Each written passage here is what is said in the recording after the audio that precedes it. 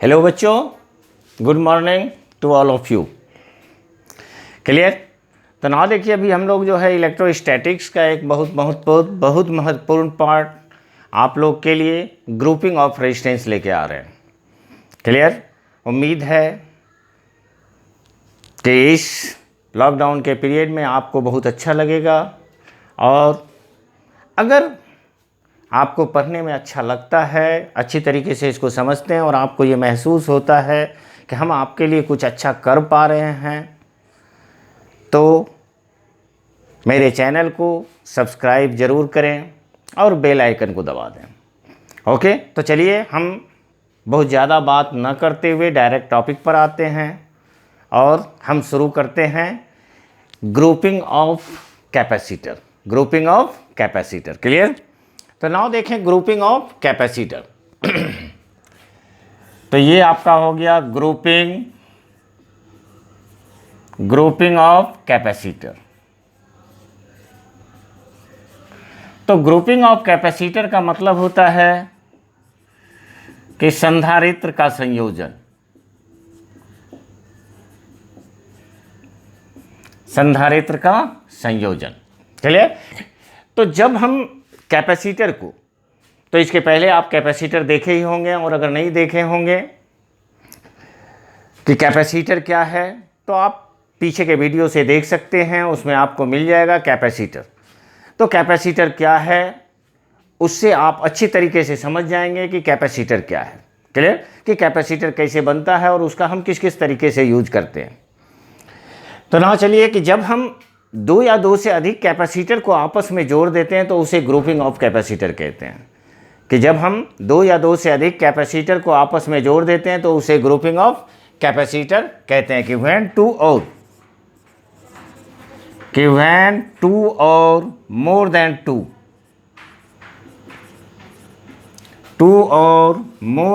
two capacitor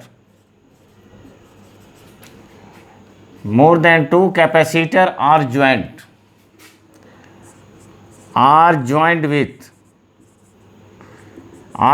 with each other, then it is called grouping of capacitor. Clear? तो उसे हम grouping of capacitor कहते हैं। Okay, ना देखें, अगर हम इसको हिंदी में बात करें आपसे, क्योंकि हम जो बताते हैं आपको तो इंग्लिश भी बताते हैं और हिंदी भी बताते हैं, ताकि ये दोनों एक्सट्रीम के बच्चे के लिए फ़ायदेमंद हो। कि जो स्टूडेंट्स इंग्लिश मीडियम में एग्ज़ाम देना चाहते हैं उनके लिए भी अच्छी तरीके से सॉल्व हो जाए, और जो हिंदी मीडियम में पढ़ते हैं उनके लिए भी बहुत अच्छी तरीके से सॉल्व हो जाए, या वो अच्छी तरीके से समझ पाएँ। तो ओके, तो ना देखें, कहता है कि जब दो या दो से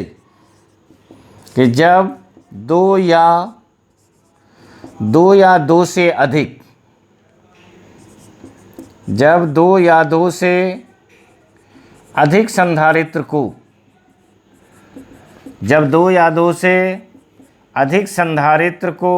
आपस में जोड़ दिया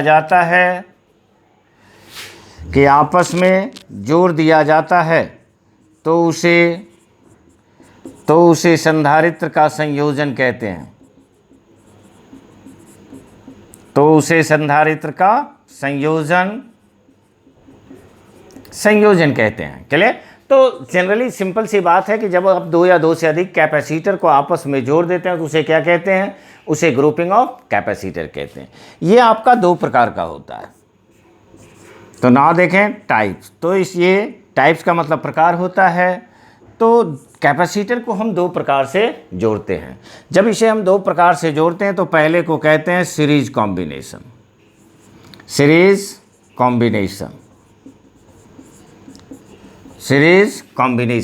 या आप इसे ग्रुपिंग भी बोल सकते हैं।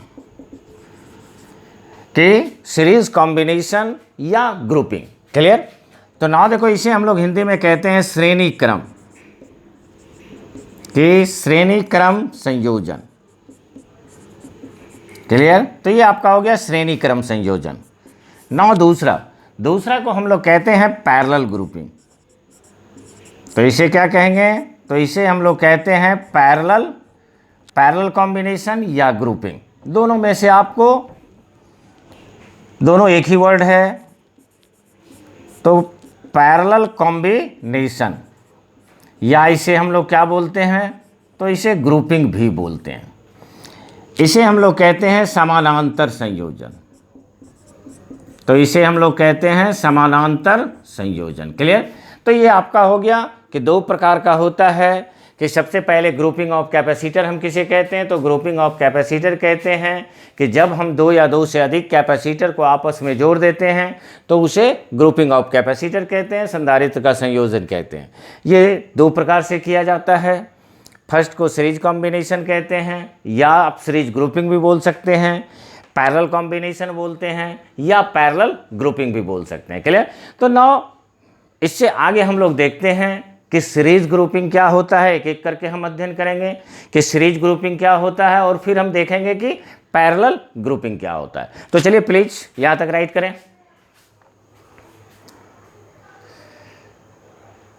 ओके, क्लियर हो गया होगा, या आप पॉज करके भी लिख सकते हैं। ना देखिए, अब हम लोग देखते हैं सीरीज ग्रुपिंग की। सीरीज ग्रुपिंग किसे कहते हैं? What is series grouping? Series grouping. तो अब यहां से देखो, हम लोग शुरू करने जा रहे हैं सीरीज ग्रुपिंग। ओके, तो ये आपका हो गया सीरीज ग्रुपिंग।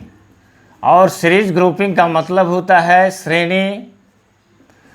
श्रेणी क्रम संयोजन। श्रेणी क्रम संयोजन। क्लियर? अब आप यहां पर थोड़ा सा ध्यान देना, हम लोग फिगर बनाने जा रहे हैं कि जैसे आप देखो यहां पर 3 कैपेसिटर हम ले रहे हैं। 3 कैपेसिटर का मतलब 3 संधारित्र को ले रहे हैं। ये दूसरा हुआ और ये आपका तीसरा है। क्लियर? और तीनों का कैपेसिटेंस आपका C1, C2 और C3 है। इसे हम लोग एक कॉमन पोटेंशियल से जोड़ देते हैं। सॉरी, कॉमन पोटेंशियल नहीं, मतलब सोर्स से जोड़ देते हैं, स्रोत से जोड़ देते हैं, और स्रोत का पोटेंशियल कितना है? V। ना देखो अब क्या होगा, अब यहां से ये चार्ज सप्लाई करेगा, तो चार्ज सप्लाई कितना किया? Q। अब जब आप गौर से देखो तो इस कैपेसिटर में चार्ज कितना जा रहा है? Q, क्योंकि दूसरा वे ही नहीं है, एक ही रास्ता है। अब इस कैपेसिटर की बात करें तो इसमें भी कितना चार्ज जाएगा? वो भी Q। और ये आपका तीसरा कैपेसिटर है, तीसरे कैपेसिटर में भी चार्ज कितना जाएगा? ये भी आपको जाएगा Q। लेकिन जब यहाँ से ये चार्ज फ्लो करेगा और फर्स्ट कैपेसिटर को क्रॉस करेगा तो इसके अक्रॉस आपको पोटेंशियल डिफरेंस डेवलप हो जाएगा, जो है आपका V1, जिसे हम लोग हिंदी में विभवांतर कहते हैं। यहाँ पर हुआ V2, और ये लास्ट पॉइंट पे इसके अक्रॉस हो गया V3। या इसे हम लोग बोलते हैं कि कैपेसिटर C1 के अक्रॉस कितना पोटेंशियल ड्रॉप किया? तो V1। C2 के अक्रॉस कितना पोटेंशियल ड्रॉप किया? तो V2। और C3 के अक्रॉस कितना पोटेंशियल ड्रॉप किया? V3। क्लियर? तो ये फिगर आप समझ गए होंगे कि ये फिगर आपको बता रहा है कि सीरीज कॉम्बिनेशन हम किसे कहते हैं। तो सीरीज कॉम्बिनेशन में बेसिकली हुआ क्या, हम क्या देखें?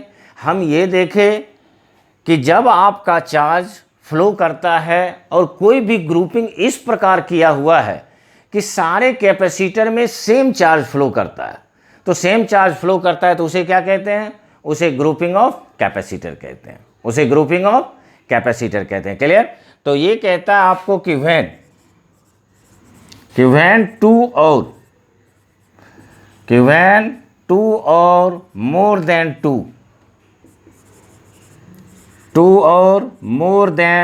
To capacitor are joined with each other, in such a way that the charge flow through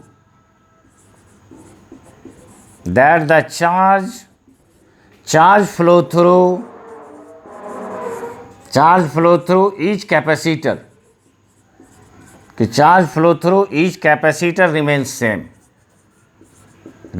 same, then it is called then it is called, किसे हम लोग सीरीज ग्रुपिंग कहते हैं, then it is called series grouping. Clear? कहने का मतलब हुआ, देखिए यहाँ पर हम लोग लिखे हुए हैं कि व्हेन टू और more than two capacitor are joint with each other in such a way that the charge flow through each capacitor remain same, then it is called series grouping, then it is called series grouping. जब दो या दो से अधिक, तो जब दो या दो से अधिक संधारित्र को, जब दो या दो से अधिक संधारित्र को इस प्रकार जोड़ा जाता है, संधारित्र को इस प्रकार जोड़ा जाता है कि प्रत्येक संधारित्र से, कि प्रत्येक संधारित्र से प्रवाहित, प्रत्येक संधारित्र से प्रवाहित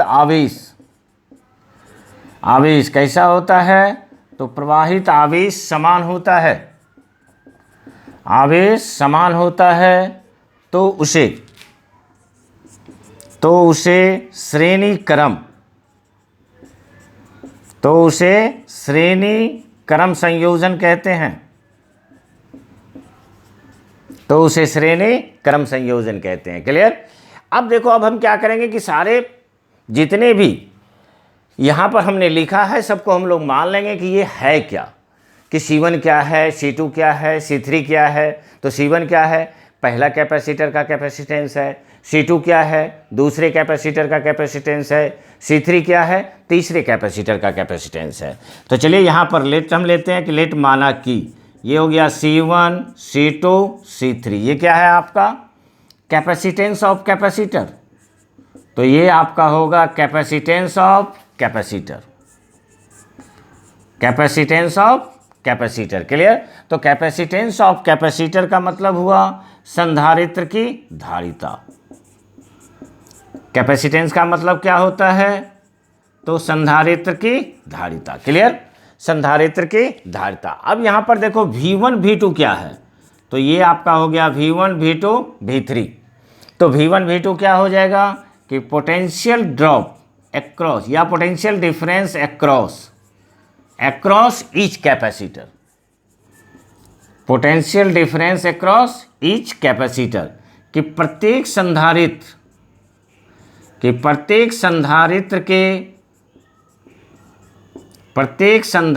के अक्रॉस विभवांतर, प्रत्येक संधारित्र के अक्रॉस विभवांतर।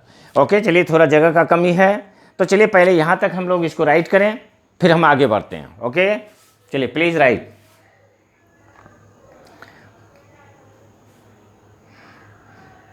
तो ये आपका हो गया क्लियर, और नहीं हुआ तो आप जो है पॉज करके लिख सकते हैं। तो ये आपका हो गया विभवांतर, कि प्रत्येक संधारित्र के अक्रॉस विभवांतर। चलिए अच्छी तरीके से नजर आ रहा होगा और आप लोग अच्छी तरीके से समझ भी रहेंगे।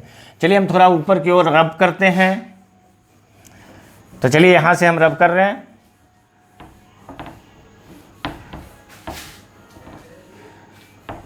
ओके ना, आप देखें यहां पर, तो यहां पर ये क्यू क्या था? तो क्यू है आपका कॉमन चार्ज जो सभी में फ्लो कर रहा है। कॉमन चार्ज का मतलब क्या होता है? तो समान आवेश जो सभी में फ्लो कर रहा था। तो ये आपका हो गया common charge. Okay, finish. Now यहां पर गौर से देखें कि यहां पर ये जो भी था, सोर्स का जो पोटेंशियल था, वही सोर्स का पोटेंशियल C1 के अक्रॉस V1 हो गया, C2 के अक्रॉस V2 हो गया, और C3 के अक्रॉस क्या हुआ? V3 हो गया। तो जिसे हम आसानी से लिख सकते हैं कि यहाँ पर पोटेंशियल शेयर कर रहा है, और ये पोटेंशियल अगर शेयर कर रहा है तो ये आपका क्या बन जाएगा?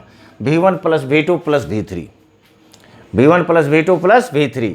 और हम लोग पीछे पढ़े हुए हैं Q इज इक्वल टू क्या होता है? तो ये आपका Q is equal to formula होता है C इंटू V, जहां से आप V बराबर अगर लिखें तो Q बाई C होगा, Q बाई C होगा। तो चलिए यहां पर हम ले लेते हैं Q बाई C।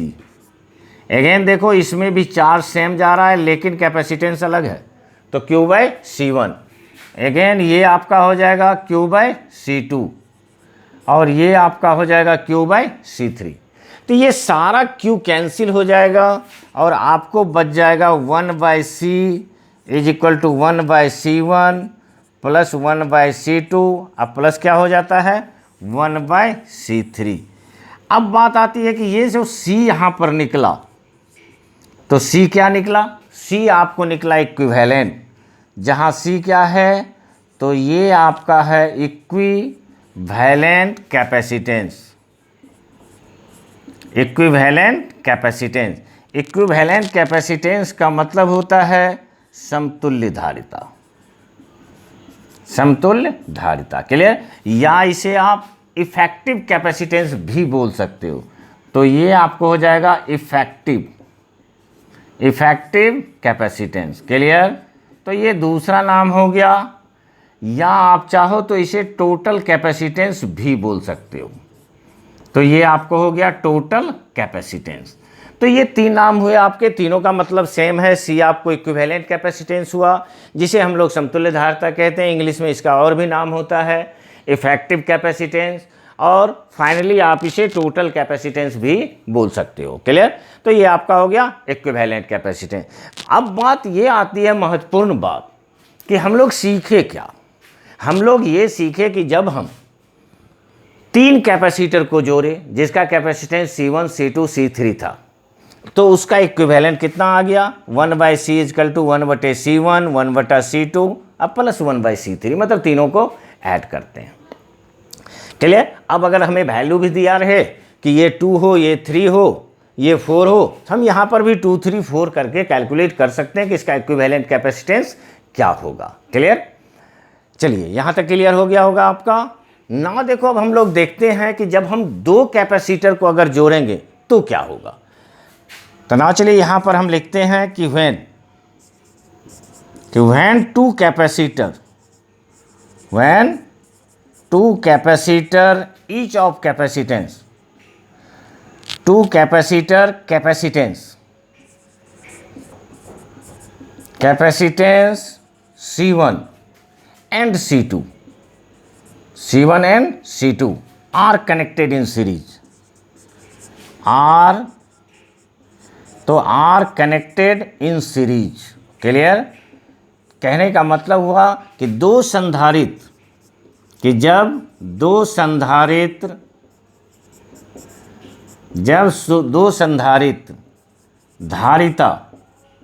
धारिता C1 और C2 को श्रेणी क्रम में जोड़ा जाता है, तो क्या होगा। तो चलिए आगे हम लोग देखेंगे कि यहाँ पर C1, C2, C3 को ऐड किए थे, तो मेरा फार्मूला आया था 1/C equal to 1/C1 plus 1/C2 plus 1/C3। तो चलिए उसके आगे बढ़ने के पहले आप यहाँ तक राइट करें, ओके।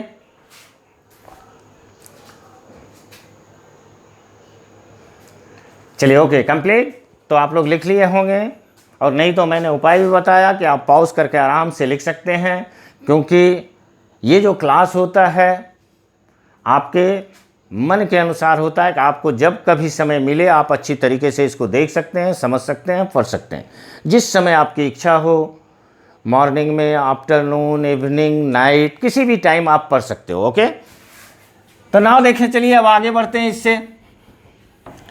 तो चलिए हमने तीन कैपेसिटर को जोड़ा तो रिजल्ट हमें क्या मिला था 1/C is equal to 1/C1 plus 1/C2 और प्लस क्या मिला था 1/C3। अब आप दो को जोड़ रहे हैं, तो दो को अगर हम लोग जोड़ेंगे तो ये हमें क्या मिलेगा 1/C is equal to 1/C1 और प्लस क्या हो जाएगा 1/C2। अगेन चलो इसका एलसीएम ले लेते हैं। अगर इसका एलसीएम ले तो ये आपको हो जाएगा C1 C2 और ये आपको बन जाएगा C1 प्लस C2, क्लियर। और C बराबर अगर आप निकालें तो ये आपको निकल रहा है C1 इंटू C2 बाय क्या हो गया C1 प्लस C2। और इस तरीके से हम दो कैपेसिटर का कभी भी कैपेसिटेंस निकाल सकते हैं, मतलब दोनों को मल्टीप्लाई कर दें दोनों को जोड़ दें और डिवाइड कर दें तो आपको रिजल्ट मिल जाएगा। फॉर एग्जांपल अगर आप देखें कि हम दो कैपेसिटर, एक 12 माइक्रोफेराड और एक 6 माइक्रोफेराड, दोनों का अगर हम इक्विवेलेंट निकालें जो सीरीज में जुड़ा हुआ है, तो ये क्या बोल रहा है? ये कहता है दोनों को मल्टीप्लाई करो प्लस दोनों को प्लस करो डिवाइड कर दो। तो ये आपका देखो, ये आपका हो जाएगा 72 और ये हो गया 18, ईजिली कट रहा है तो ये 4 हो गया। इस तरीके से हम लोग 4 माइक्रोफेराड आंसर बना सकते हैं। क्लियर? तो इस तरीके से आप दो कैपेसिटर को ईजिली निकाल सकते हो। लेकिन अब बात आती है कि अगर इसी में आपका C1 और C2 दोनों का बराबर वैल्यू हो जाए तो इक्विवेलेंट क्या होगा? तो देखो इक्विवेलेंट क्या हो जाएगा, तो ये चलिए इसको हम लोग अब लिख देते हैं C इक्विवेलेंट EQ। चलो C1 के बराबर भी C है, अगेन आपका क्या है, अगेन C है, अगेन C है, अगेन C है। तो ये आपको बन रहा है C² बटा 2C, एक C कैंसिल हो जाएगा और ये आपको C/2 हो जाएगा। आप इसे भी आराम से याद रख सकते हैं कि अगर हमें ये बोला जाए कि हम 10 माइक्रोफेराड के दो कैपेसिटर को सीरीज में जोड़ देते हैं तो उसका इक्विवेलेंट 10/2 होगा, मतलब 5 माइक्रोफेराड होगा। ओके, तो ये भी आपका हम कंप्लीट समझ रहे हैं अपने तरफ से। ओके, उम्मीद है आप भी अच्छी तरीके से इसको समझ गए होंगे ना। चलो एक पॉइंट और हम उठाते हैं। अब हम लोग आपको बोल रहे हैं कि n कैपेसिटर है, कि कहता है कि when n capacitor, when n capacitor each of capacitance, n capacitor each of capacitance C are connected in series। कहने का मतलब हुआ कि जब n संधारित्र, कितना आपका है, कि जब n संधारित्र प्रत्येक की धारिता, n संधारित्र प्रत्येक की धारिता C को श्रेणी क्रम में, तो ये आपका हुआ श्रेणी क्रम में जोड़ा जाता है, जोड़ा जाता है। क्लियर? अब देखो इसका इक्विवेलेंट क्या होगा। चलिए हम लोग सीरीज का ले रहे हैं तो इसको हम लोग लिख सकते हैं 1/CS। CS का मतलब हुआ कि इक्विवेलेंट कैपेसिटेंस इन सीरीज। अब देखो पहले का कितना था 1/C, दूसरे का भी C, तीसरे का भी C, और इस तरीके से आपके पास n कैपेसिटर है लेकिन इसका भी क्या है 1/C। और इसको जब आप ऐड करोगे तो ये आपको बन जाएगा 1/CS, 1 + 1 it is equal to n, अब बटा क्या हो जाएगा C। क्लियर? n टाइम्स जोड़ रहे हैं तो n/C, जिससे हमें कि जब इसे हम श्रेणी क्रम में ऐड किए तो मेरा इक्विवेलेंट क्या आ गया, तो ये इक्विवेलेंट आया CS बराबर क्या हो जाता है C/n। अब अगर हमें ये बोला जाए कि 10 कैपेसिटर है, टोटल नंबर ऑफ कैपेसिटर कितना है 10, जिसमें प्रत्येक का कैपेसिटेंस चलो 1 माइक्रोफेराड है। इक्विवेलेंट क्या होगा, सीरीज में जोड़ेंगे। जब आप इसे सीरीज में जोड़ेंगे तो देखो n बराबर कितना दिया है, n बराबर दिया 10, C बराबर दिया 1, तो ये आपका रिजल्ट आएगा 1/10 it is equal to 0.1 microfarad, 0.1 microfarad. हम लोग डायरेक्ट आंसर पा सकते हैं। क्लियर? तो इस तरीके से आप यहाँ पर डायरेक्ट आंसर पा सकते हो। ओके, तो यहाँ तक समझे होंगे। चलिए प्लीज आप इसको भी राइट करें। Okay complete. चलिए निश्चित समझे होंगे ना। चलिए फिर इसको रब करते हैं। तो ये आपका रब हो गया ना। अगेन आप देखो,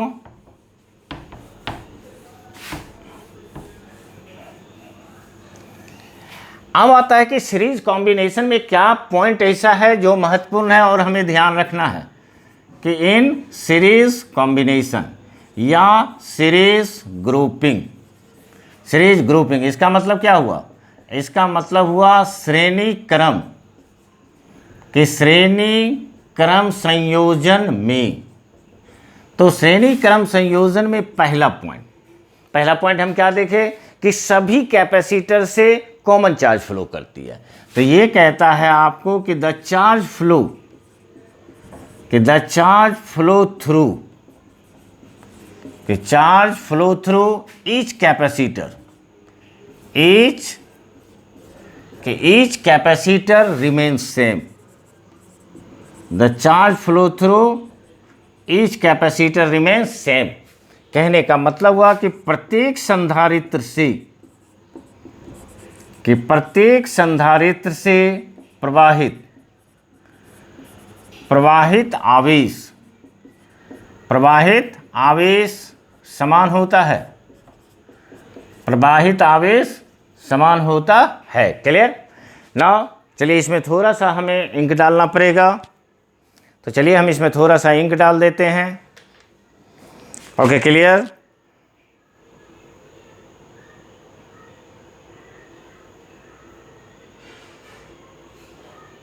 तो चलिए थोड़ा सा काम करने के बाद सभी की एनर्जी लॉस होती है, तो पेन की भी एनर्जी लॉस होती है और इसे भी डाइट चाहिए।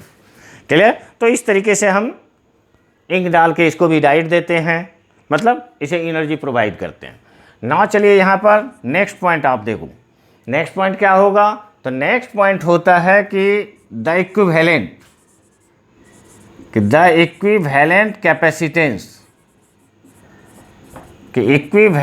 Capacitance is smaller than the smallest capacitance। Clear. तो ये आपका हो गया स्मॉलेस्ट कैपेसिटेंस। कहने का मतलब क्या हुआ कि समतुल्य धारिता जो होगी वो सबसे छोटे धारिता से भी छोटी होती है। कहने का मतलब हुआ कि बाय चांस अगर मान लो हमने कैलकुलेशन किया, सीरीज में जुड़ा हुआ था 2-3 और उसका इक्विवेलेंट आ गया 2.5, वो नहीं हो सकता। हर हाल में उसे 2 से कम ही होना होगा, तभी वो सही माना जाएगा। ओके, तो इसका मतलब हुआ कि इक्विवेलेंट कैपेसिटेंस की समतुल्य धारिता, तो समतुल्य धारिता सबसे छोटे धारिता कि सबसे छोटे धारिता से भी क्या होती है, तो से भी छोटी होती है। तो चलिए मोटा मोटी ये दोनों आपका महत्वपूर्ण पॉइंट्स था जिसे आपको ध्यान रखना है। अब अगर हम थोड़ा कुछ एक आध न्यूमेरिकल्स बनाना चाहें इस पे, तो किस तरीके से हम बना सकते हैं ना। देखें, चलिए हम लोग आपके लिए पहला क्वेश्चन डाल रहे हैं। ओके, तो जब आप इसको बनाना चाहेंगे, जैसे आप मान लो कि यहाँ पर ये क्वेश्चन दे दिया, तो ये आपका 2 है और ये आपका 3 है। ये 3 कैपेसिटर आपको दिया हुआ है। चलो तीनों का वैल्यू भी दे दिया है आपको। सपोज दैट आप मान लो कि ये दे दिया 2 माइक्रोफेराड, ये दे दिया 4 माइक्रोफेराड और ये कितना दे दिया आपको 6 माइक्रोफेराड। तो ये 3 वैल्यू दिया है। इसका मतलब ये C1 हो गया, ये C2 हो गया, ये C3 हो गया। क्लियर। अब यहाँ से देखो तो M और N बिंदु के बीच हमें इक्विवेलेंट कैपेसिटेंस निकालना है, समतुल्य धारिता निकालना है। तो आप तो जानते हो फार्मूला क्या हो जाएगा। तो ये फार्मूला हो जाएगा 1/C इक्वल टू क्या होता है 1/C1 प्लस 1/C2, अब प्लस क्या होगा 1/C3। ओके, ना देखें यहाँ पर 1/C का मतलब हो गया 1/2, ये हो गया 1/4 और ये कितना हो रहा है 1/6। चलो एलसीएम ले लेते हैं। तो 2, 4, 6, अगर आप गौर से देखो तो 2, 4, 6 एलसीएम क्या होगा। चलो 2 लेते हैं, तो ये आपको हो गया 1, 2, 3 मतलब 12। क्लियर। तो ये एलसीएम आप अच्छी तरीके से निकालना जानते हो। तो ये आपका हो गया 12। अब यहाँ से देखो इसे सॉल्व करें, तो ये हो गया 6, ये कितना हो जाएगा 3 और ये आपको हो जाएगा 2। ओके, तो 6, 3, 9, 2, 11। तो ये आपका हो गया 11/12। यहाँ पर देखो 1/C इज इक्वल टू क्या निकला 11/12, जिससे आप इसे C बराबर लिख सकते हो कि it is equal to 12/11 microfarad. और ये आपका आंसर हो जाएगा। और गौर से अगर आप देखो तो 12 में अगर आप 11 से डिवाइड करते हो तो ये 1 पॉइंट समथिंग आएगा, 1 पॉइंट समथिंग आएगा जो 2 से भी छोटा है। क्लियर? तो इस तरीके से हम इसके छोटे क्वेश्चंस को सॉल्व कर सकते हैं। Okay, please right, please right. Clear? तो चलिए ना, आज हम यहीं तक बात करेंगे, इससे ज़्यादा बात नहीं करेंगे आपसे। कुछ क्वेश्चंस लेके फिर नेक्स्ट क्लास में भी आपके सामने हम प्रस्तुत होंगे, नेक्स्ट वीडियो में भी आपके सामने आएंगे। तब तक उम्मीद है जो हम आपको बताए ये अच्छी तरीके से समझे होंगे, और कोशिश करेंगे तो और अच्छी तरीके से समझ जाएंगे। क्लियर? तो चलिए इसी तरीके से देखते रहिए, समझते रहिए, आगे बढ़ते रहिए। ओके, जो बातें हम पहले आपको बोले थे फिर बाद में एक बार आपको याद दिला देते हैं कि अगर मेरा ये क्लास का वीडियो आपको अच्छा लगता है तो प्लीज़ सब्सक्राइब करें, बेल आइकन को भी दबाएं, और फिर नेक्स्ट टाइम मिलते हैं। तब तक के लिए थैंक यू।